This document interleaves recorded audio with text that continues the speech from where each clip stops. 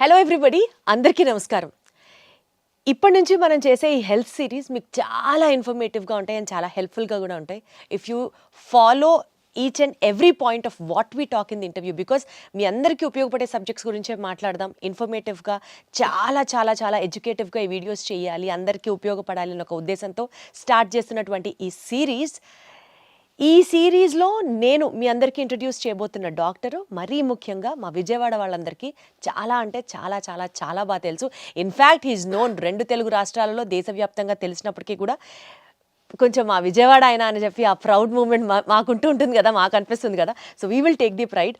And bariatric సర్జన్గా, successful bariatric సర్జన్గా చాలా థౌజండ్స్ ఆఫ్ మేబీ ఇంకా అంతకంటే ఎక్కువైనా సార్, థౌజండ్స్ ఆఫ్ ఆపరేషన్స్ సక్సెస్ఫుల్గా నిర్వహించిన డాక్టర్ గారు is actually a gastroenterologist and a surgeon. కాబట్టి 2 సబ్జెక్ట్స్ని కంబైన్ చేస్తూ మీ అందరికీ ఉపయోగపడేటువంటి వీడియోస్ చేయడమే ఈ సిరీస్ యొక్క లక్ష్యం. So without any delay, let me take the privilege in introducing to you all the celebrity doctor అనే చెప్పాలి, ఎందుకంటే ఆయన వీడియోస్ కూడా యూట్యూబ్లో ఫాలో అయ్యే వాళ్ళు బోలెడు మంది ఉంటారు. So he is none other than Ravikanth Kongara గారు. సార్ నమస్తే. నమస్తే అండి.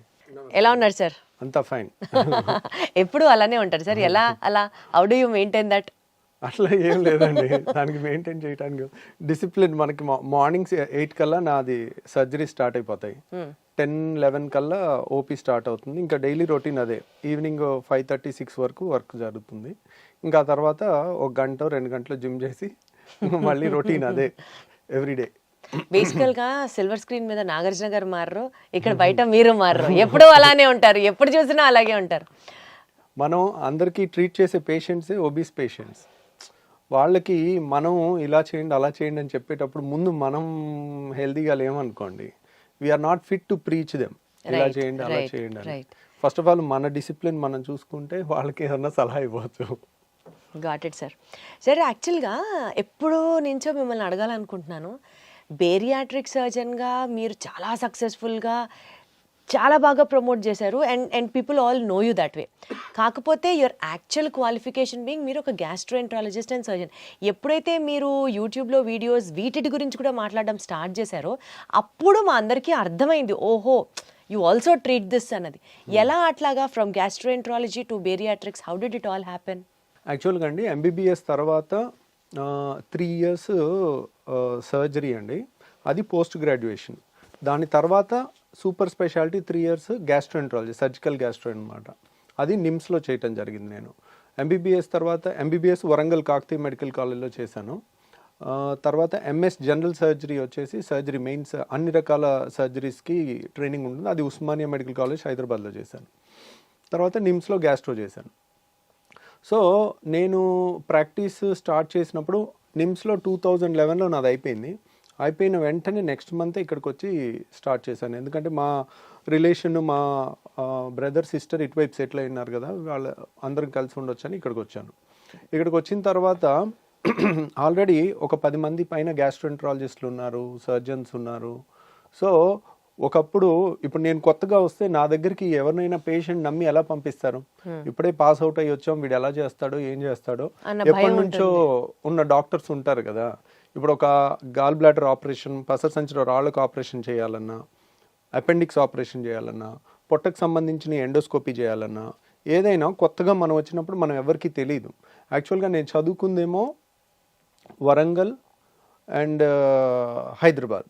ఒక 15 ఏళ్ళు మొత్తం నేను పుట్టింది పెరిగింది అంతా కూడా తెలంగాణలోనే, సెటిల్ అయింది ఇటు. కాబట్టి నాకు ఇటువైపు ఎక్కువ పరిచయాలు లేవు.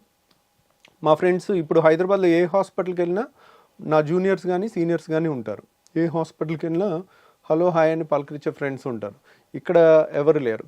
అట్లా నాకు రిఫరల్స్ వచ్చేవి కావు. అంటే పలానా కండిషన్కి ఈయన క్వాలిఫైడ్ డాక్టరు, బెటర్ డాక్టర్ అనేది కొత్తగా వచ్చిన వాళ్ళకి ఎవరు ఉండరు. కాబట్టి నా దగ్గరికి రెగ్యులర్ గ్యాస్ట్రో ప్రాక్టీస్ ఏది వచ్చేది కాదు. ఓకే. దాంతో నాకేంటంటే ఇంకెలాగా చాలామంది చేస్తున్నారు కదా, ఎవరు చేయలేనిది కష్టమైంది ఉన్నది బేరియాట్రిక్ సర్జరీ, అది చేద్దాం అనేది నాకు. దానికి స్పెషల్ ట్రైనింగ్ బెల్జియంలో చేసి వచ్చాను అనమాట.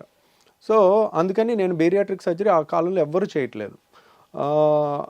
అది మొదలుపెట్టాం. మనం మొదలుపెట్టినప్పుడు ఛాలెంజింగ్ కేసెస్ తీసుకుని, అంటే 200 kgs హైదరాబాద్లో అన్ని కార్పొరేట్ హాస్పిటల్లో వదిలేసిన పేషెంట్స్ని కానీ, పండ్రి కానీ, బాల్భీముడు కానీ, అసలు ఇన్యూమరబుల్ 250 కేజీలు దాటిన పేషెంట్స్, చావు బతుకులు వచ్చిన పేషెంట్స్, అలా చాలామందిని ట్రీట్ చేయగలిగాం. సో అప్పుడు ఫోకస్ అంతా దాని మీద ఉండింది. దానివల్ల బేరియాట్రిక్ సర్జరీ ఎవరు చేసేవాళ్ళు లేరు కాబట్టి మీరు లైమ్ లైట్ లోకి రావడం జరిగింది. అది మోనోపోలీ లాగా ఎక్కువ రిఫరల్స్ అందరూ పేషెంట్ టు పేషెంట్ వచ్చేదన్నమాట. సో అట్లా మనం కష్టమైన పేషెంట్స్, వెరీ లావు ఉన్న పేషెంట్స్, 200 కేజీలు 250 కేజీలు చావు బతుకులో ఉన్నాయి అన్నీ అందరు రిజెక్ట్ చేసినాయి. అవి చేయటం వల్ల దాంట్లో ఎక్కువ గుర్తింపు వచ్చింది. ఎప్పుడైతే కోవిడ్లో మనం ఖాళీగా ఉండి లాక్డౌన్లో ఏదో టైంపాస్కి ఒక గ్యాస్ట్రో అది చదువుకున్నాం కదా, సర్జరీ అది చదువుకున్నాం కదా అని జనరల్ టాపిక్స్ కొన్ని నేను ఒక 40 వీడియోలు చేశానండి. చేసిన తర్వాత అవి బాగా వైరల్ అయ్యి ఎక్కువ మంది, అంటే మనం ఇవన్నీ చేస్తున్నారు గ్యాస్ట్రోఎంట్రాలజిస్ట్, గ్యాస్ట్రో ప్రాక్టీస్ అని అందరికీ తెలవటం వల్ల ఒకళ్ళ నుంచి ఒకళ్ళు పేషెంట్స్ రావటం జరిగింది. ఇప్పుడు ఏంటంటే మనకి బేరియాట్రిక్ సగం ఉంటున్నారు. గ్యాస్ట్రో అనేది ఏంటంటే అదొక సముద్రం లాగా చాలా రకాల కంప్లైంట్స్ ఉంటాయి. అంటే గ్యాస్ ట్రబుల్ కానించి, గ్యాస్ ట్రబుల్ అంటేనే అదొక మహాసముద్రం లాగా ఉంటుంది. దాంట్లో చాలా రకాల కంప్లైంట్స్ ఉంటాయి. దానికి తోడు ప్యాంక్రియాస్ అని, లివర్ అని, కిడ్నీ రాదు కానివ్వండి, కిడ్నీ చుట్టుపక్కల ఉండే చాలా అవయవాలు కూడా అన్ని పొట్టలోనే ఉంటాయి కదా. గ్యాస్ట్రో అంటేనే పొట్టకు సంబంధించింది. స్ప్లీన్ అని, చిన్న పేగు, పెద్ద పేగు చాలా ఉంటాయి అన్నమాట. ప్లస్ ప్రాక్టాలజీ అంటారు, అంటే చాలామందికి బ్లడ్ పట్టడం, అంటే పైల్స్, ఫిషర్స్, ఫిస్ట్లా, ఇట్లా రకరకాలు, అంటే నోటి దగ్గర నుంచి పేగులో కింద వరకు వచ్చే అంతా కూడా దాంట్లో కవర్ అవుతుంది అన్నమాట. బట్ ఒకటి సార్, ఇలా 2 స్ట్రీమ్స్ని మీరు కవర్ చేయడం, మీరు అందులో స్పెషలైజ్ అయి ఉండడం ఇప్పుడు మాకు చాలా హెల్ప్ అవుతుంది. బికాజ్ అటు బేరియాట్రిక్ సబ్జెక్ట్ గురించి అన్నా మీ దగ్గరికే రావాల్సి ఉంటుంది, ఇటు గ్యాస్ట్రో సమస్య ఏదైనా సరే మీ వైపే చూడాల్సి ఉంటుంది. సో ఐ థింక్ ఇప్పుడు మనం స్టార్ట్ చేసే ఈ సిరీస్లో let us talk about both the issues, 2 cover అయ్యేటట్టు. ఎందుకంటే అవే ప్రజలను ఇప్పుడు బాగా పీడిస్తున్నటువంటి మెజారిటీ ఆఫ్ ది ప్రాబ్లమ్స్లో అవి కూడా ఉన్నాయి. కాబట్టి టు స్టార్ట్ విత్ అండి, ఈ ఎపిసోడ్లో స్పెషల్గా మనం గ్యాస్ ప్రాబ్లం గురించి మాట్లాడుకుందాం. గ్యాస్ ప్రాబ్లం అనేది చాలామంది రెగ్యులర్గా ఫేస్ చేస్తూ ఉన్నటువంటి ప్రాబ్లమే. గ్యాస్ వదలడం అనేది మధ్యలో నలుగురిలో ఉన్నప్పుడు కాస్త ఇబ్బందిగా అనిపించవచ్చు. అండ్ బ్లోటింగ్, కడుపు ఎప్పుడు ఫుల్గా అనిపించడం, ఏమి తినాలనిపించకపోవడం. సో మేబీ ఇవాల్టి రేపటి మనకున్న స్ట్రెస్డ్ లైఫ్ స్టైల్ ఒక మేజర్ రోల్ ప్లే చేస్తున్నా సరే, గ్యాస్ ప్రాబ్లమ్ని కనుక సరిగ్గా ట్రీట్ చేయకపోతే చాలా కాంప్లికేషన్స్ కూడా వస్తాయని విన్నాము. So you have to tell us అసలు ఈ గ్యాస్ ప్రాబ్లం అంటే ఏంటి సార్, ఎన్ని రకాలు ఉంటాయి, and how do we overcome this? So గ్యాస్ట్రోఎంట్రాలజిస్ట్కి అంతా గ్యాస్ మయం లాగే ఉంటుందండి. రోజు ఉదయం నుంచి సాయంత్రం వరకు పేషెంట్స్ అందరూ గ్యాస్ అని వస్తారు. యాక్చువల్గా గ్యాస్ అనేది ఏమి ఉండదండి. యాక్చువల్గా టెక్స్ట్ బుక్లో సార్ నాకు గ్యాస్ ట్రబుల్ ఉందని అంటారు. గ్యాస్ ట్రబుల్ అనే వర్డ్ ఎక్కడ పుస్తకాల్లో ఉండదు. There is no term, no disease like gas trouble. Okay, gas trouble అంటే ఒక్కొక్కరికి ఒక్కొక్కటి. ఇప్పుడు కొంతమందికి తేపులు ఎక్కువ వస్తే దాన్ని గ్యాస్ ట్రబుల్ అంటారు. కొంతమంది పట్టుభ్రమంగా ఉంటే గ్యాస్ ట్రబుల్ అంటారు. కొంతమందికి గ్యాస్ కింద నుంచి ఎక్కువ వస్తే దాన్ని గ్యాస్ ట్రబుల్ అనుకుంటారు. కొంతమంది కడుపు నొప్పి వస్తే గ్యాస్ అనుకుంటారు. కొంతమంది ఛాతీలో మంటలాగా ఉంటే గ్యాస్ ట్రబుల్ అనుకుంటారు. రకరకాలుగా. సో కొంతమందికి ఊరికే విరోచనాలు, ఇర్రెగ్యులర్గా బౌల్ మూమెంట్స్ వస్తే ఏదో గ్యాస్ ఉందని అంటుంటారు. బ్లోటింగ్ అంటారు, ఉబ్బరం అంటారు, ఇట్లా రకరకాలు. ఇది పలానా ఒక జబ్బు కింద కాదండి. It's a non specific patient తయారు చేసిన జబ్బు అనమాట. దాన్ని వాళ్ళు గ్యాస్ అంటే వాళ్ళు చెప్పే కంప్లైంట్స్ అన్నీ నిశితంగా పరిశీలించి, ఓహో వీళ్ళకి ఈ ప్రాబ్లం ఉంది, ఓకే వీళ్ళకి గాల్ బ్లాడర్లో రాయి ఉన్నా కానీ గ్యాస్ ట్రబుల్ లాగా వస్తుంది. అంటే వాళ్ళు ఏంటంటే నూనె వస్తువులు తినలేరు. నూనె వస్తువులు తినగానే కడుపులో ఇబ్బంది అవుతుంది. అన్నం తిన్న తర్వాత కానీ, నూనె వస్తువులు తిన్నప్పుడు కానీ, నూనె వస్తువులు లేకపోతే అట్లా. ఈ కంప్లైంట్ ఉంటే ఒక్క గాల్ బ్లాడర్ దాంట్లోనే నూనె వస్తువులు తినలేనిది వస్తుంది, ఇంకా దేంట్లో రాదనమాట. అట్లా వాళ్ళు చెప్పే కంప్లైంట్లో మన క్లూస్ దొరుకుతూ ఉంటాయి. ఇప్పుడు కడుపులో మధ్యలో నొప్పి వచ్చి వీపులోకి పాకుతుంది అనుకోండి, అది ప్యాంక్రియాస్ నొప్పి. ప్యాంక్రియాస్ నొప్పి ఒక్కటే వీపులోకి పాకుతుంది. పసర సంచిది ఎప్పుడు రైట్ సైడ్ వస్తుంది. రైట్ సైడ్ వచ్చి కుడి భుజానికి వెళ్తుంది అనమాట. సో ఇంకా ఎసిడిటీ ప్రాబ్లం, రిఫ్లెక్స్ అనుకోండి, బొడ్డు పైన వచ్చి ఎడమ వైపు ఛాతీలో వస్తుంది. అది హార్ట్ బర్న్ అంటారు, కడుపు మంట అంటారు. కొంతమంది కడుపు మంట అంటారు. కొంతమంది ఎక్కువ అసూయ, ఒకప్పుడు అంటారు కదండి, ఎక్కువ అసూయ, జలసి ఉండి వాళ్ళు ఎక్కువ ఆలోచించి వాళ్ళ బాడీలో ఎక్కువ యాసిడ్ తయారయ్యి, యాసిడ్ వల్ల అల్సర్స్ ఫామ్ అవుతాయి అనమాట. అల్సర్స్ ఫామ్ అయ్యి దాన్ని ఎసిడిటీ అంటారు. ఆ యాసిడ్ ఎక్కువ ఉన్న వాళ్ళకి అన్నవాహిక అనేది మనకి గొంతు నుంచి పొట్టలోకి వెళ్ళే ఇసోఫేగస్ని అన్నవాహిక అంటారు. అది ఛాతీలో ఉంటుంది అనమాట. అది కొంచెం లెఫ్ట్ సైడ్ ఉంటుంది, హార్ట్ వెనకాల నుంచి వెళ్తుంది. కాబట్టి వాళ్ళందరికీ హార్ట్ బర్న్ లాగా వచ్చి గుండె నొప్పి ఏమో చచ్చిపోతామేమో అన్న భయంతో వస్తారు వాళ్ళు, పరుగులు తీసుకుంటూ వస్తారు. సో కాకపోతే మనకు అక్కడ రకరకాలు, ఇది ఎసిడిటీయా, రిఫ్లక్స్ డిసీజా. పొట్టలో యాసిడ్ ఉంటే ఏం ప్రాబ్లం లేదు, అది ఛాతీలోకి ఎక్కువ వస్తే కనుక రిఫ్లక్స్ అంటారు. ఆ రిఫ్లక్స్ డిసీజా, గాల్ బ్లాడర్ ప్రాబ్లమా, ప్యాంక్రియాస్ ప్రాబ్లమా, లేదంటే చిన్న పేగు పెద్ద పేగు ప్రాబ్లమా, లేకపోతే ఇన్ఫ్లమేటరీ బౌల్ డిసీజ్ అని పేగుల్లో జబ్బులు ఉంటాయి ఇవా. ఇట్లా మనం ఈ గ్రూప్ ఆఫ్ చాలా రకాల జబ్బుల నుంచి వచ్చే కంప్లైంట్, అన్ని ఏ జబ్బు అనేది తెలియదు పేషెంట్కి. పేషెంట్ నాకు గ్యాస్ అని వస్తారు, అది మనం డీకోడ్, ఒక డాక్టర్ డీకోడ్ చేయాల్సిందనమాట. అది సో బేసికల్గా ఎక్కడ పెయిన్ చెప్తున్నారు అని చెప్పి ఆ పెయిన్ నుంచి ఇది ఏ నొప్పి అన్నది మీకు అర్థమవుతుంది కదా సార్, వాళ్ళు చెప్పేదాన్ని బట్టి ఏ నొప్పి ఇది అన్నది మీకు అర్థమవుతుంది. అంటే పేషెంట్తో మనం క్లీన్గా మాట్లాడితే కొంతవరకు వాళ్ళు చెప్పేదాన్ని బట్టి మనకు అందాజుగా ఐడియా వచ్చేస్తుందండి. యూజువల్గా ఎడం పక్క ఛాతీలో నొప్పి అని ఒక 25 ఏళ్ళ కుర్రోడు వచ్చాడు అనుకోండి, 20-25 ఇయర్స్లో హార్ట్ అటాక్ రాదు. దట్ ఈస్ అదే 65 ఏళ్ళ మనిషి వచ్చాడు అనుకోండి, మనం అనుమానంగా చూడాలి. సో గ్యాస్ ట్రబుల్ అయినప్పటికీ కూడా హార్ట్ ఏమో అని చూడాలి. సో ఎందుకంటే గ్యాస్ ట్రబుల్కి మనం ఎసిడిటీ కానీ రిఫ్లక్స్ కానీ ట్రీట్మెంట్ చేయకపోయినా ప్రాణం పోదు. కానీ అదే పేషెంట్కి హార్ట్ ప్రాబ్లం ఉండి, హార్ట్ ప్రాబ్లమ్ని మనం హార్ట్ అటాక్ అయి ఉండి దాన్ని హార్ట్ బర్న్, గ్యాస్ ట్రబుల్ అని అనుకుని మనం కరెక్ట్ టైంలో ట్రీట్మెంట్ ఇవ్వకపోతే వాళ్ళకి లైఫ్ కూడా రిస్క్ వచ్చే అవకాశం ఉంటుంది.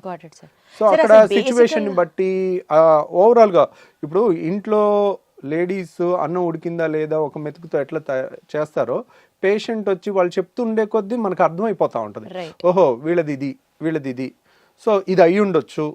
కానీ కన్ఫర్మ్ చేసుకోవాలంటే ఈ టెస్ట్ చేయాలి, అవసరమైతే ఎండోస్కోపీ చేయాలి, సిటీ స్కాన్ చేయాలి, అల్ట్రాసౌండ్ స్కాన్ చేయాలి, ఎంఆర్ఐ స్కాన్ చేయాలి. ఓహో దీనికి ఈ స్కాన్ అయితే బాగా పనిచేస్తుంది అట్లా. సార్ ఇప్పుడు ఏ నొప్పి అయినా సరే అది గ్యాస్ అని పేషెంట్ ఏదైతే చెప్తారో మీ దగ్గరికి వచ్చినప్పుడు దానికి మేజర్గా మనం చూడాల్సినటువంటి కారణాలు ఏంటి? ఇప్పుడు ఒకప్పుడు మా చిన్నప్పుడు ఇంత మరి అవేర్నెస్ లేకపోవటం వలన అప్పుడు కూడా ఉన్నదో మనకు తెలియదు, కానీ ఇప్పుడైతే చాలా ఎక్కువ పేషెంట్స్ అయితే ఉంటున్నారండి. దానికి కారణం ఏంటంటే ఒకప్పుడు ఉన్న ఫుడ్ హ్యాబిట్స్, ఇప్పుడున్న ఫుడ్ హ్యాబిట్స్, ఇప్పుడు అంతా జంక్ ఫుడ్, బయట ఫుడ్. ఒకప్పుడు మనకి ఇంట్లో ఏది వండితే అదే తినేవాళ్ళం, ఇప్పుడు బయట ఫుడ్స్ చాలా చాలా చాలా ఎక్కువైపోయినాయి. ఇప్పుడు మన ఇంట్లో కూడా 2-3 పిల్లలు ఉంటే ఒక్కొక్కళ్ళు ఒక్కొక్క రెస్టారెంట్ని ఒక్కొక్క ఐటమ్ ఆర్డర్ పెట్టే పరిస్థితి ఉంది. ప్రతి ఇంట్లో కూడా ఇది ఉంది, ఇది ఎవరు ఇల్లు ఎక్సెప్షన్లా లేదు. తర్వాత డే బై డే అగ్రికల్చర్లో కూడా ప్రాఫిట్ ఓరియంటెడ్గా మనకి ఏమేమి పెస్టిసైడ్స్ కొడుతున్నారు, ఎంత మోతాదులో కొడుతున్నారు, దాని రెగ్యులేషన్ అనేది అంత ప్రాపర్గా లేదు. దానివల్ల వస్తుందా, దీనివల్ల వస్తుందా, ఇవన్నీ కూడా మోస్ట్ లైక్లీ ఇవన్నీ కారణాలు అయి ఉండొచ్చు. ఈ కారణాన్ని క్లియర్ కట్గా ఎస్టాబ్లిష్ చేయాలంటే చాలా పెద్ద రీసెర్చ్ చేయాలండి. అది గవర్నమెంట్ ఇనిషియేటివ్గా తీసుకుని పెద్ద స్టడీ, లక్షల మంది పేషెంట్ని స్టడీ చేయటం అనేది అంత ఈజీ కాదు. వాళ్ళు తీసుకున్న ప్రతి మోతాదులో ఏ ఏ పెస్టిసైడ్ ఎంత ఉంది అని టెస్ట్ చేయాలన్నా కానీ ఒక్కొక్క టెస్ట్కి మనకి 1000 ఖర్చు అవుతుంటుంది అనమాట. అవన్నీ ప్రూవ్ చేయాలంటే ఇట్స్ ఏ పబ్లిక్ ఇనిషియేటివ్. ప్రైవేట్గా ఒక డాక్టర్ కానీ ఒక ఇండివిజువల్ కానీ చేయగలిగింది కాదనమాట. ఇప్పుడు మన అమెరికాలో అయితే అలా నేషనల్ ఇన్స్టిట్యూట్ ఆఫ్ హెల్త్ అని ఉంటుంది, వాళ్ళు స్పాన్సర్ చేస్తారు, $1 మిలియన్ అట్లా రీసెర్చ్కి ఇస్తారు అనమాట. మన దగ్గర కూడా కొన్ని ఉన్నాయి, ICMR అని. అట్లా రీసెర్చ్ చేస్తే గానీ మనకి ఎందువల్ల అనేది ఈ గ్యాస్ ప్రాబ్లం వస్తుంది అన్నది తెలియట్లేదు తెలియదు. అంటే ఇదే కారణాలు, ఇదివరకు లేని ఇప్పుడు వచ్చినాయి కదండి. ఇప్పుడు ఇదివరకు ఇంత ఒబిసిటీ లేదు, ఇప్పుడు ఎందుకు వచ్చింది అంటే, ఇప్పుడు ఇదివరకు 2 వీలర్స్ ఎన్ని ఉన్నాయి, ఇప్పుడు ఎన్ని ఉన్నాయి. నా స్కూల్కి నేను నడుచుకుంటూ వెళ్ళేవాడిని, ఇప్పుడు మా పిల్లలు కార్లో దిగి కార్లో వెళ్తున్నారు. సో ఇప్పుడు ఎన్ని 2 వీలర్స్ ఉన్నాయి, అప్పుడు ఎన్ని లక్షలు ఉన్నాయి, ఇప్పుడు ఎన్ని కోట్లు ఉన్నాయి. రైట్. సో ఎన్ని లిఫ్ట్లు ఉన్నాయి, అప్పుడు ఎన్ని ఉన్నాయి. లైఫ్ స్టైల్ దీనికి మెయిన్ కారణం అన్నట్టుగా అర్థం చేసుకోవాలి మనం. అటు ఒబిసిటీకైనా, పెరుగుతున్న గ్యాస్ సమస్యలకైనా, పెరుగుతున్న క్యాన్సర్లకైనా కూడా మోస్ట్లీ మన పర్యావరణం మారటం కానీ అన్నీ కూడా కారణం అనమాట. సరే ఇప్పుడు ఈ గ్యాస్ ట్రబుల్కి అయితే మనం ఇట్లా జనరలైజ్డ్గా మాట్లాడుకుంటున్నాం. ప్రత్యేకంగా ఇందాక మీరు ఒక మాట అన్నారు, యాసిడ్ రిఫ్లెక్స్ అని. అంటే పొట్టలో ఉండాల్సిన యాసిడ్ పైకి తంతు ఉంటే అది యాసిడ్ రిఫ్లెక్స్ అని. అది కూడా ఎక్కువగా వింటున్నాం, అది కూడా ఒకలాంటి గ్యాస్ ప్రాబ్లమే అంటారా? దాని గురించి ఏమైనా డీటెయిల్గా మాట్లాడుకుందాం. అంటే చాలామందికి అండి ఎసిడిటీ అంటే 2 రకాలు. ఒకటి పొట్టలో యాసిడ్ ఎక్కువ తయారవటం, టెన్షను, ఇర్రెగ్యులర్ ఫుడ్ హ్యాబిట్స్, ఆలోచన ఎక్కువ ఉండటం, సో పని ఒత్తిడి ఎక్కువ ఉండటం వల్ల బాడీలో యాసిడ్ ఎక్కువ తయారవుతుంది. ఎప్పుడైతే యాసిడ్ ఎక్కువ తయారవుతుందో మనకి కడుపులో మంట వస్తుంది, వాళ్ళకి బొడ్డు పై భాగంలో మంటలాగా వస్తుంది.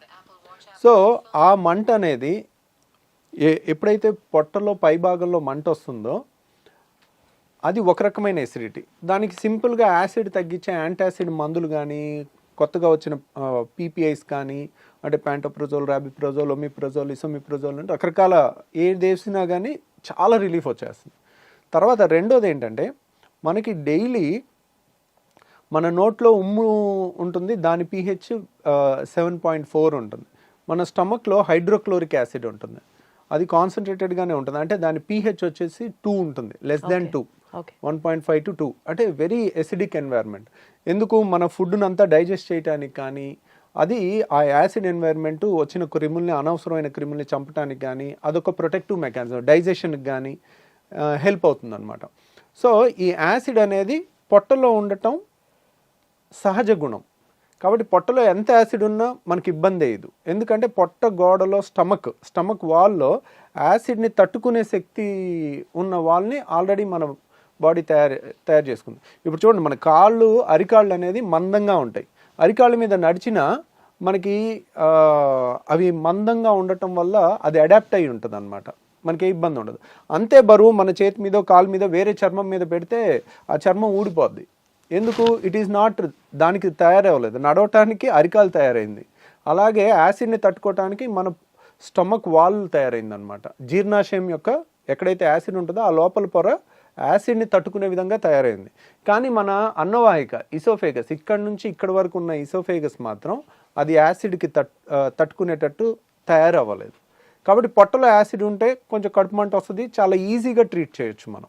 వాళ్ళకి గ్యాస్ ట్యాబ్లెట్ ఇస్తారు, కొన్ని యాంటాసిడ్ ఇస్తారు, తగ్గిపోతుంది, they will be very happy. కానీ ఈ పొట్టలో ఉండాల్సిన యాసిడ్ ఇక్కడ వాల్వ్ ఉంటుంది, ఛాతీకి పొట్టకి ఛాతీకి మధ్యలో ఒక వాల్వ్ ఉంటుంది, దాన్ని హయాటస్ అంటారు. ఆ హయాటస్లో వెడల్పుగా ఉండి వాల్వ్ లూజ్గా ఉంటే దాన్ని హయాటస్ హెర్నియా అంటారు. చాలామందికి ఎండోస్కోపీ రిపోర్ట్ చూస్తే లాక్స్ ఎలియస్ అంటారు. లాక్స్ ఎలియస్ అంటే లోవర్ ఇసోఫేజియల్ స్పింక్టర్. ఇసోఫేగస్ అంటే అన్నవాహిక. అన్నవాహికలో ఇక్కడ ఒక కంట్రోల్ ఉంటుంది, అప్పర్ ఇసోఫేజియల్ స్పింక్టర్ అని. ఇక్కడేమో lower oesophageal sphincter. Lower oesophageal అయిపోయిన తర్వాత స్టమక్ స్టార్ట్ అయిపోతుంది, అంటే జీర్ణాశయం స్టార్ట్ అయిపోతుంది.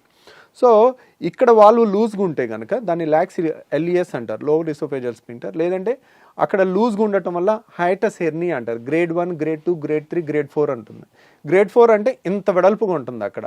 అంటే ఏంటి, ఇప్పుడు ఇక్కడ ఎప్పుడైతే వాల్వ్ చాలా గ్రేడ్ 4 లూజ్గా ఉంటుందో పొట్టలో ఉన్న యాసిడ్ అంతా ఊరికే పైకి వస్తూ ఉంటుంది. పొట్ట అనేది, జీర్ణాశయం అనేది మనం ఫుల్గా తిన్న తర్వాత అది గ్రైండర్ ఆన్ అయినట్టు ఆన్ అవుతుంది. ఆన్ అయినప్పుడు గ్రైండర్కి పైన మూత పెట్టలేదు అనుకోండి, ఎట్లయితే పైకి చిమ్ముతుందో అట్లా ఈ పొట్టలో ఉండాల్సిన యాసిడ్ అంతా అది ఫుడ్ తిన్నాక ఇలా పైకి ఇసోఫేగస్లోకి వస్తుంది. ఇసోఫేగస్ గోడ ఏమైంది, మన అన్నవాహిక గోడ అనేది యాసిడ్ని తట్టుకోవటానికి తయారవ్వాల, కాబట్టి అది విపరీతమైన మంట వస్తుంది, దాన్ని హార్ట్ బర్న్ అంటారు. వీళ్ళు ఏం తినకపోతే హ్యాపీగా ఉంటారు. ద మొమెంట్ తిన్న తర్వాత వాళ్ళకి ఒక గంట 2 గంటలు ఆ గ్రైండర్ లాగా ఆడినంతసేపు యాసిడ్ అనుకొచ్చి ఈ ఛాతీ అంతా మంట పట్టేసినట్టు ఉండటం, భుజంలో నొప్పి రావటం, ఎడం భుజంలో రావటం, తర్వాత ఎడం పక్క ఛాతీలో వచ్చేసరికి వెంటనే గుండె ప్రాబ్లం అని గడగడలాడిపోతూ ఉంటారు. ఎక్కడో టీవీలో చూస్తారు 25 ఏళ్ల మనిషి ఒక ఇలా కూలబడి చచ్చిపోతే అది హార్ట్ అటాక్ కాదో కూడా ఎవరికి తెలియదు. ఎవరికి తెలుసు? Sudden death. It is a sudden death. Heart attack అని ప్రూవ్ ఉండదు, కానీ అందరూ దానికి లేబుల్ వేసేస్తారు. ఇప్పుడు మీడియా ఎవరన్నా సడన్ గా కోల్బడి చచ్చిపోయారు అనుకోండి, హార్ట్ అటాక్ అని తోసేస్తారు. Who can prove it? దానికి రియల్ గా ప్రూవ్ చేయాలంటే సడన్ డెత్, సడన్ గా కళ్ళు తిరిగి పడిపోయి చచ్చిపోవటానికి చాలా కారణాలు ఉంటాయి. సో ఇప్పుడు అంతెందుకు, మనకి ఒలింపిక్స్ ఆడే ఒలింపిక్ ప్లేయర్స్ కూడా రన్నింగ్ చేస్తూ చేస్తూ సడన్ గా కోల్బడి చచ్చిపోయినట్టుంది. మరి వాళ్ళకి హార్ట్ అటాక్ వస్తుందా? అథ్లెట్స్కి రాదు కదా. సో చాలామంది ఏంటంటే మీడియాలో ఎమెచ్యూర్ పీపుల్, అంటే నాన్ ప్రొఫెషనల్ పీపుల్ ర్యాపిడ్ కన్క్లూజన్స్కి వస్తారు. ఆ ర్యాపిడ్ కన్క్లూజన్స్కి వచ్చి ఒక యంగ్స్టరు కళ్ళు తిరిగి పడిపోతే హార్ట్ అటాక్ వచ్చి చచ్చిపోయాడని అలా ప్రొజెక్ట్ చేశారనుకోండి, ఎడం పక్క గుండెలో నొప్పి వచ్చిన, హార్ట్ బర్న్, యాసిడ్ ప్రాబ్లం వల్ల, రిఫ్లెక్స్ వల్ల వచ్చిన వాళ్ళందరూ నిద్రలేని రాత్రులు గడపాల్సి వస్తుంది. అమ్మో నేను చచ్చిపోతే సార్, ఎలాగా. కానీ అసలు ఈ యాసిడ్ రిఫ్లెక్స్ వల్ల ప్రాణాలు పోయే సిచ్యువేషన్ కూడా ఉంటుందా సార్? ఉండదు, కానీ ఆ భయంతో ప్రాణం పోయినట్టు బతుకుతారు వాళ్ళు. అయ్యయ్యో. సో ఎప్పుడైతే ఎక్కడో టీవీలో ఒకటి చూసి సడన్గా యంగ్స్టర్స్లో కూడా హార్ట్ అటాక్స్ పెరిగిపోయినాయి అని మీడియాలో వచ్చింది అనుకోండి, అమ్మో ఎడం పక్క నొప్పి వస్తుంది, నాకు గుండె నొప్పి ఏమో, నేను అలా చచ్చిపోతానేమో, నా పిల్లలు ఏమైపోతారు, నా భార్య ఏమైపోద్ది, ఇంకా రాత్రి అంతా నిద్రపోకుండా అలా కూర్చుని ఉంటారు వాళ్ళు, బయటికి చెప్పుకోలేరు. కానీ వాళ్ళకి ఏదైనా తింటేనే కదా వచ్చేది ఆ అనీజీనెస్. కానీ వచ్చినప్పుడు కూడా మరి తింటే ప్రతి పూట తింటారు కదా. ఇప్పుడు కొంతమంది ఇర్రెగ్యులర్ టైమింగ్స్లో, ఈ కాలంలో స్ట్రెస్ లేని జాబ్ ఏది ఉంది, కరెక్ట్ టైంకి ఫుడ్ తినే జాబ్ ఏది ఉంది? అందరూ పరుగులు తీస్తా ఉండి రాత్రి 10ంటికి వచ్చి బిర్యానీ తినొచ్చారు అనుకోండి, అర్ధరాత్రి 12ంటికి వాళ్ళకి వస్తుంది కరెక్ట్గా. ఆ టైంలో ఇంకా వాళ్ళు నిద్రపోరు, పాపం ఒకసారి ఇంట్లో వాళ్ళు నిద్రపోనివారు, కొంతమంది సైలెంట్ గా సఫర్ అవుతా. మరి ఏంటి సార్ దీనికి ప్రాబ్లం? ఆ లూజ్ అయిన వాల్వ్ ని టైట్ చేయొచ్చా? ట్రీట్మెంట్ ఏంటి?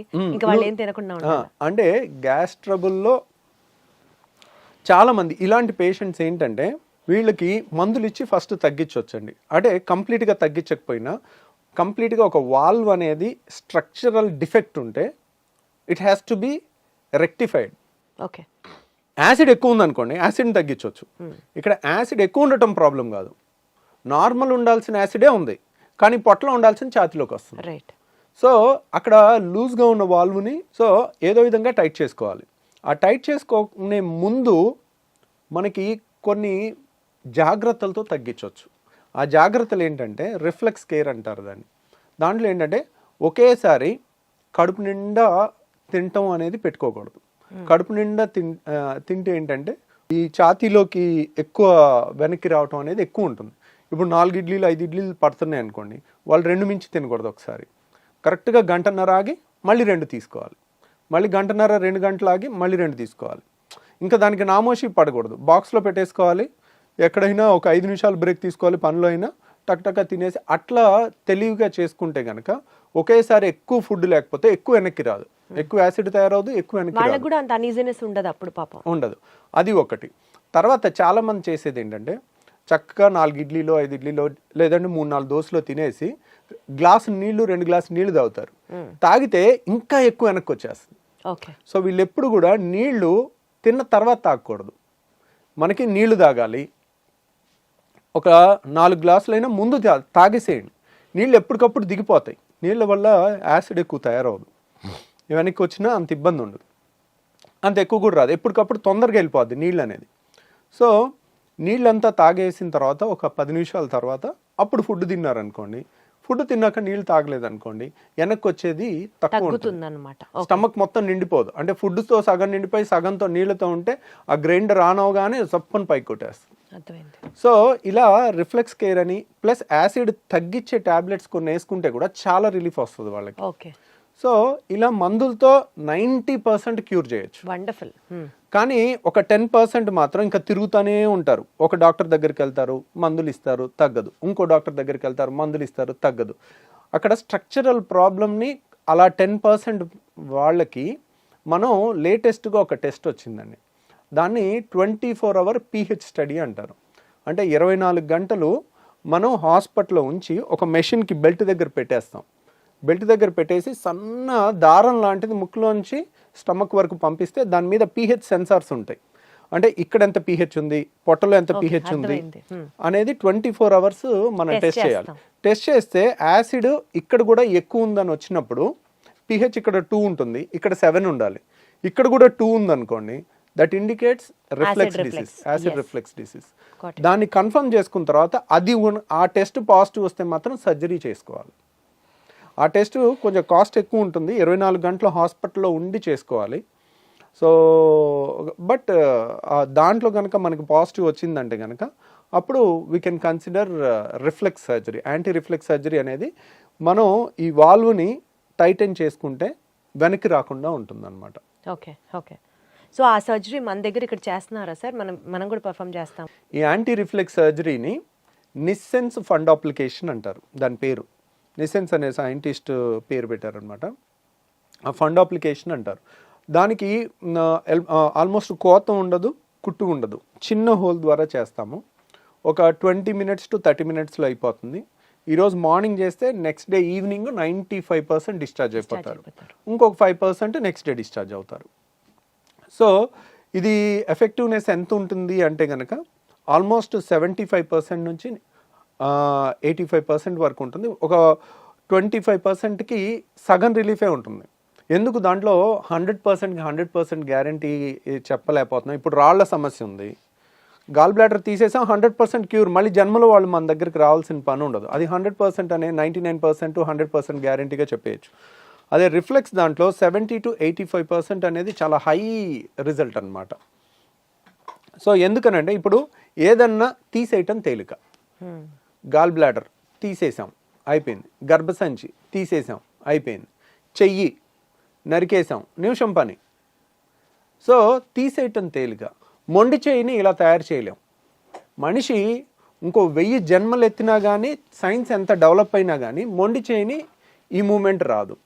రాయటం కానీ ఈ అద్భుతమైన క్రియేషన్ అనేది జరగదు. ఈ వాల్వ్ కూడా ఒక అద్భుతమైన క్రియేషన్. అది మనకి న్యాచురల్గానే పర్ఫెక్ట్గా ఉండాలి. దాన్ని మనం క్రియేట్ చేస్తున్నప్పుడు మనం ఒక గాడ్ క్రియేట్ చేసిన క్రియేషన్ అంత పర్ఫెక్షన్గా ఎప్పటికీ చేయలేం.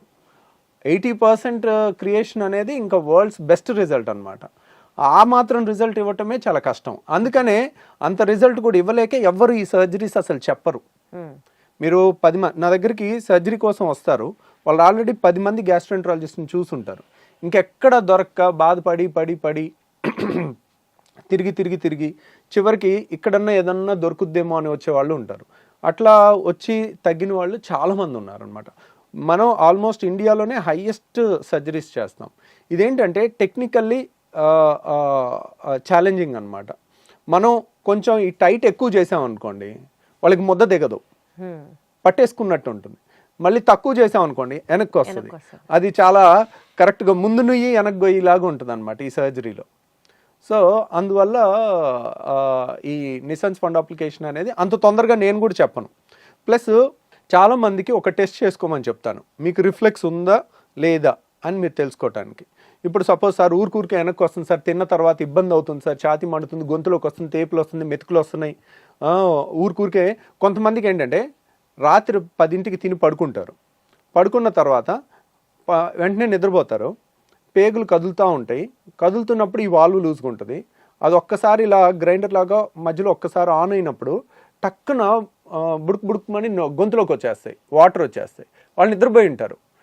మనిషి సోయిలో ఉంటే వెంటనే ఆ వాటర్ని మళ్ళీ మింగేయటమో ఊసేయటమో చేస్తారు. ఇంతే వస్తుంది, కొద్దిగే ఒక గుక్కంతా వస్తుంది. వాళ్ళు నిద్రపోయి ఉండేసరికి అది పొలమారుద్ది, దగ్గిలేస్తారు నిద్రలో పొలమారి.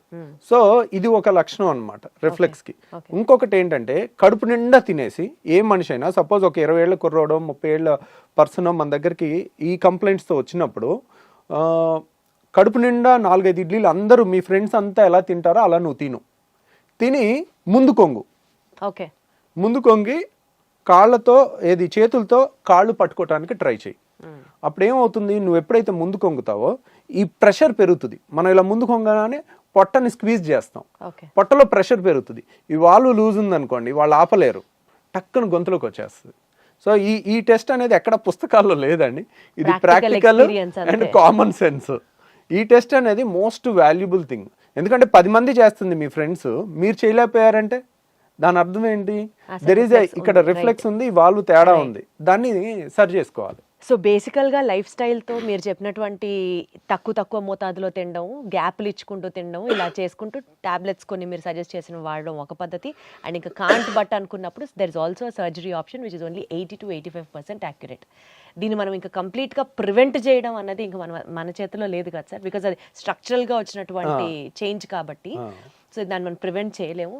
The best thing they can do is మీలాంటి ఒక బెస్ట్ గ్యాస్ట్రోఎంట్రాలజిస్ట్ని సజెస్ట్ చేయడమే, కలవడమే, మీతో మాట్లాడడమే.